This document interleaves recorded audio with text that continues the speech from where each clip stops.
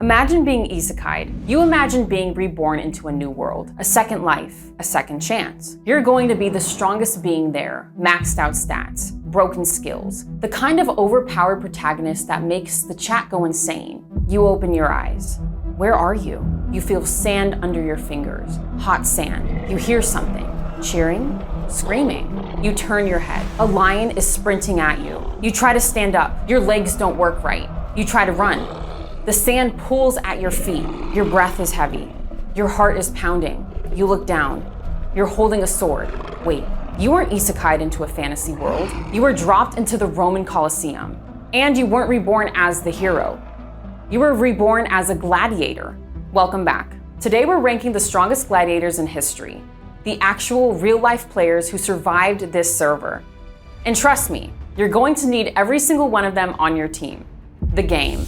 How the Colosseum actually worked. Before we get to the rankings, you need to understand the kind of game these guys were actually playing. The Colosseum wasn't just a death match. It was a PvPvE arena with literally every variable stacked against you. Some matches were one-on-one duels with another gladiator. Some were team fights, small squads against small squads. Some were beast hunts, facing lions, leopards, bears, even rhinos. Some matches were fought in flooded arenas where they staged full naval battles. And the win condition? You didn't just have to win. You had to win with style. If you fought boring, even if you won, the crowd could turn on you. If you fought brilliantly and lost, the crowd might save your life. The emperor was the final say. Thumbs decided who lived. The audience influenced the call. This wasn't combat. This was performance combat with a permadeath mechanic. We're grading these gladiators across 6 core stats: combat mechanics, survival rating, crowd control, build specialization, legacy scaling, lore impact. Let's get into it.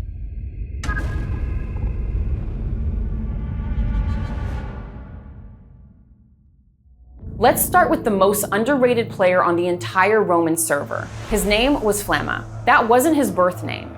Flamma meant flame. It was his arena name. He was Syrian, born a soldier, captured in war, sold into slavery and forced into the arena. Most gladiators didn't last long. The average career was short, brutal, and ended in either freedom or a funeral. Flamma's career? 13 years. Across 34 recorded fights, he won 21, drew 9, and only lost 4. He was made for PvP and was a top ranker. Just for context, losing a fight didn't mean dying. If the crowd liked you, they could spare your life. Flamma was good enough that even when he lost, the audience refused to let him die. But here's the part that makes him a legend. Gladiators who fought well enough were sometimes awarded the Rudis, a small wooden sword that symbolized freedom. Take the Rudis, walk out the arena, never fight again. Flamma was offered the Rudis 4 separate times. He refused it every single time. He could have walked away a free man at any point, and he chose to stay in the arena. We don't know why. Some historians think it was the fame. Some think it was the money. Some think the arena was the only home he had left. I think he was just obsessed with destroying newbies. Whatever it was, Flamma was a player who logged into endgame and never logged out. He died at 30. Still active, still grinding. We will be placing him at S tier, the longest running, highest discipline build on the entire Roman server.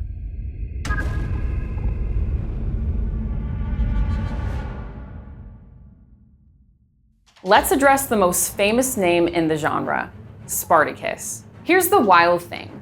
Spartacus barely fought as a gladiator. He never fought in the Colosseum. The Colosseum didn't even exist yet when he was alive. His legend isn't built on his arena record.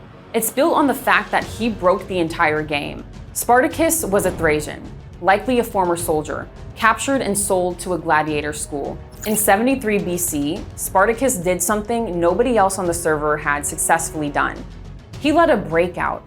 Around 70 gladiators escaped the school using kitchen tools as weapons. They fled to Mount Vesuvius. Other enslaved people joined them. Then more and more. Within months, a small breakout had become an army, a guild per se. At its peak, Spartacus was leading roughly 70,000 to 100,000 fighters, defeating Roman legions sent to crush them. This wasn't a gladiator match. This was the Third Servile War.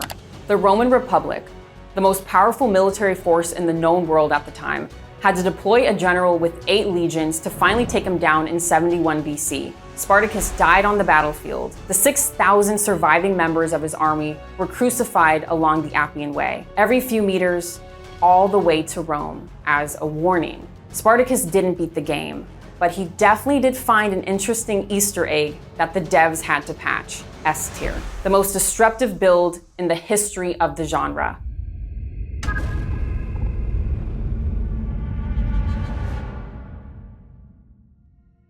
Spartacus didn't break the game alone. His co-leader was a gal named Crixus, and Crixus's reputation was so high that his comrades called him the undefeated gal. Crixus came from the same gladiator school as Spartacus. Same lanista, same chains. He was fast, he was aggressive, and he absolutely despised the system that owned him. When Spartacus led the breakout, Crixus was right there at the front. He became Spartacus's second in command and one of the rebellion's most effective generals. But Spartacus and Crixus had different goals. Spartacus wanted to escape Italy entirely, march everyone north, and disperse them back to their home countries. Crixus wanted revenge. He wanted to march on Rome itself and burn it down, so they split. In 72 BC, Crixus took roughly 30,000 fighters with him and went his own way. The Roman general Lucius Publicola caught him near Mount Garganus, and in the battle that followed, Crixus and most of his men were killed. When Spartacus heard the news, he held funeral games in Crixus's honor, and reportedly forced 300 captured Roman soldiers to fight to the death as a tribute. Have to put him as high A tier. Wait, what is that? Apparently, in the midst of battle, one of the gladiators just stepped on an elf cap's keycap. And honestly, hard to blame him for getting distracted. Look at this thing. Elf Caps makes handcrafted resin keycaps, and the level of detail on this Luffy Gear 5-piece is unreasonable. Hand-poured, compatible with standard mechanical switches. Drops onto whatever board you're already running. Links in the description. First-time buyers get 15% off with the code GLADIATOR at checkout. All right. Back to the arena.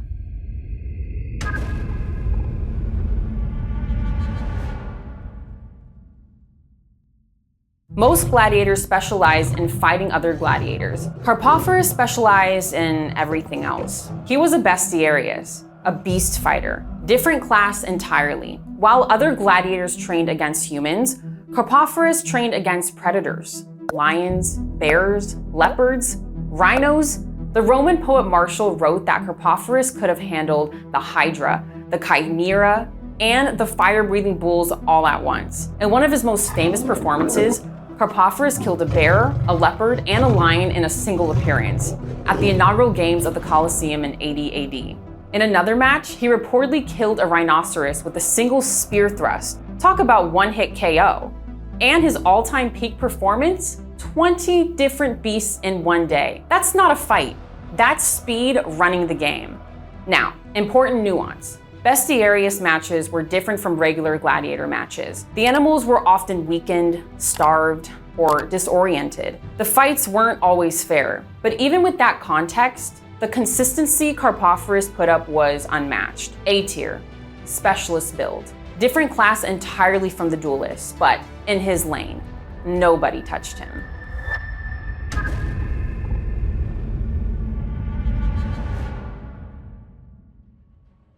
This one is special because we know almost nothing about these two as individuals, but the fight they had together is one of the most famous gladiator matches in history.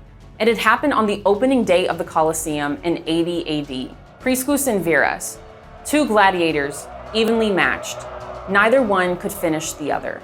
Their fight went on so long that the crowd, usually bloodthirsty, started begging the emperor to release both of them. End the fight, spare them both. Emperor Titus had a rule. Gladiators fought until one raised a finger to surrender. Priscus and Verus eventually raised their fingers at the exact same moment. A perfect tie. Titus, moved by the spectacle, did something almost unheard of. He awarded both gladiators the rudis. Both of them won their freedom in the same fight at the same time. The Roman poet Martial wrote about it in a poem that survives to this day. Equal they fought, and equal they yielded. Caesar sent them both the wooden sword and the palm, the prize for their courage. This happened under no other prince but you, Titus. When two fought, both emerged victorious. Priscus and Verus didn't just survive the arena. They beat it without killing each other. A tier, shared placement.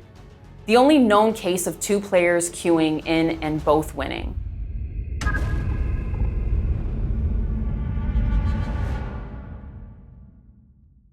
We all hate pay-to-win players, and it wasn't different for the gladiators. Emperor Commodus, yes, the Joaquin Phoenix character from Gladiator was a real person. And yes, he actually fought in the arena. Commodus was a son of Marcus Aurelius, one of the wisest emperors in Roman history. Marcus Aurelius was a philosopher king. His writings are still studied in college philosophy classes to this day. His son Commodus was not that. Commodus became obsessed with gladiator culture. He fancied himself the reincarnation of Hercules. He fought publicly in the Colosseum hundreds of times. His record is allegedly 735 wins. Sounds impressive, right? Here's the catch. His opponents were always armed with wooden swords, while he had a real one. Wounded animals would be tied down for him to kill heroically. Disabled or sick prisoners were often dragged in to give him an easy win. He was essentially running an admin account. Every fight was rigged. Every victory was performance theater. The Roman elite were horrified. Emperors were not supposed to be in the arena. It was considered deeply shameful. He was eventually assassinated in 192 AD, strangled in the bath by his own wrestling partner, after the Senate decided enough was enough. C tier. And honestly, that's generous. The only player on this list who genuinely could not have survived a fair match. Here's the truth about the Gladiator server. These weren't characters in a game. They were enslaved people, forced to perform for the entertainment of an empire. Most of them never asked to be there. Most of them never got out. But the ones who became legends gained that title because they did something almost no one else could do. They survived a system designed to kill them. And in surviving, some of them changed history. The strongest gladiator wasn't always the one with the best record. It was the one who understood the game they were forced to play and figured out how to outplay it. If you got isekai'd into Rome, pray you don't queue up against one of these guys. And one last thing before you go. Big thanks again to ElfCaps for sponsoring this video. Hand-poured resin keycaps, link in the description. Code GLADIATOR for 15% off your first order. See you on the next server.